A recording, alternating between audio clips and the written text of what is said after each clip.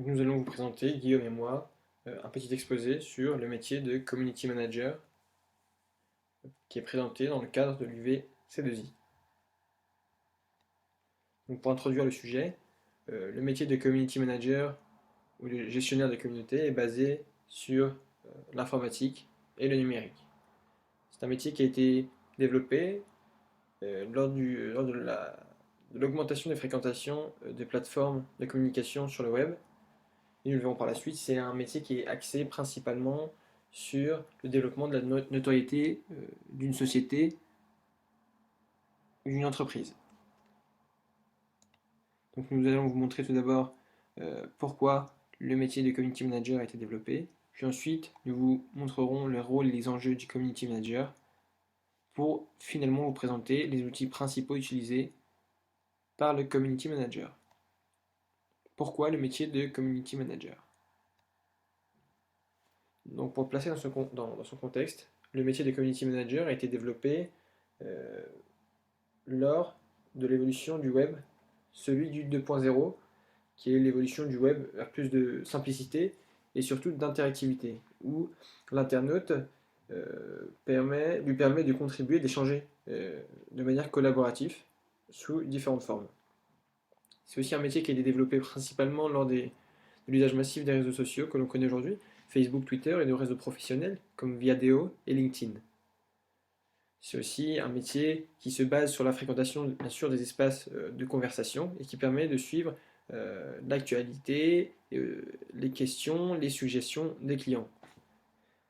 C'est aussi un métier qui est principalement axé sur l'aspect de marketing permission, qui est un type de marketing qui demande l'autorisation des personnes ciblées avant de leur envoyer un message. Par opposition, bien sûr, au spam, les newsletters sont des informations sur une entreprise ou la marque qui est directement visée par la clientèle qui l'aurait voulu précédemment. Donc on constate que le consommateur devient acteur de la notoriété de l'entreprise ou de la marque. Donc pour vous présenter quelques chiffres, aujourd'hui, 83% de la population en France sont utilisateurs d'Internet, ce sont des internautes. Parmi ces internautes, 20 millions utilisent Facebook, soit un petit peu moins d'une personne sur trois en France. On constate aussi, ce qui est peut-être surprenant, que quasiment 80% des utilisateurs d'Internet font confiance aux conseils donnés sur Internet. Des conseils donnés soit par la clientèle, entre clients, entre acteurs, soit par des responsables de la marque ou de la société, contre seulement 14% qui font uniquement confiance aux publicités. Nous allons maintenant vous présenter les rôles et les enjeux du community manager. Donc, comme on l'a dit principalement et pour compléter, le community manager est là afin de constituer et animer une communauté depuis la création et le développement du Web 2.0, des réseaux sociaux, de l'ère du microblogging, de nouvelles tendances ont vu le jour, celui du community manager. Et il permet d'animer une communauté et surtout de gérer des tensions. Gérer des tensions et donner la parole à la marque. C'est des sujets qui font partie du quotidien d'un community manager. Il est là pour acquérir de nouveaux clients et fidéliser ses internautes par le marketing permission que je vous ai présenté précédemment. Continuons sur les rôles et les enjeux du community manager. Le community manager doit veiller à l'irréputation de la marque. C'est le sentiment et l'impression, positive ou négative, ressentis à la lecture de l'identité numérique d'une entreprise, d'une marque. À travers cela, il va pouvoir développer des produits, relayer des messages de l'entreprise sur les réseaux sociaux. Donc en postant par exemple un message sur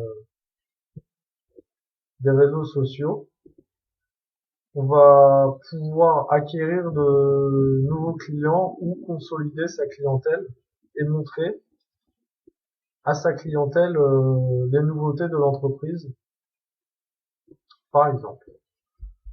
Ensuite, nous allons voir dans la troisième partie les outils utilisés par le Community Manager. Il utilise notamment des outils de veille.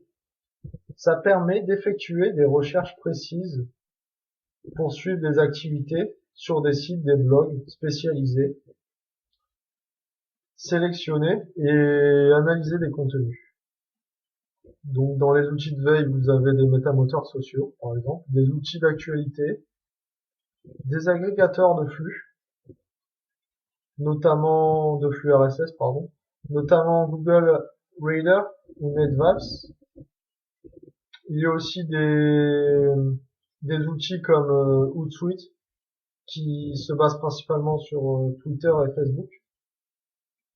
Il y a aussi des outils de diffusion marketing, par exemple YouTube, SlideShare, des outils de production de contenu, WordPress, Google Docs, par exemple. Ensuite, il y a d'autres outils, des outils statistiques. Dans ces outils statistiques, donc il y a des outils d'analyse, par exemple, Google Analytics, Backtip ou Bring. Ça permet d'analyser le nombre de citations et voir si le compte de quelqu'un, celui qui va poster de nombreux messages sur tous les thèmes, est toujours actif. Et ça va permettre de suivre sa clientèle, de suivre de la notoriété de la marque et suivre sa clientèle.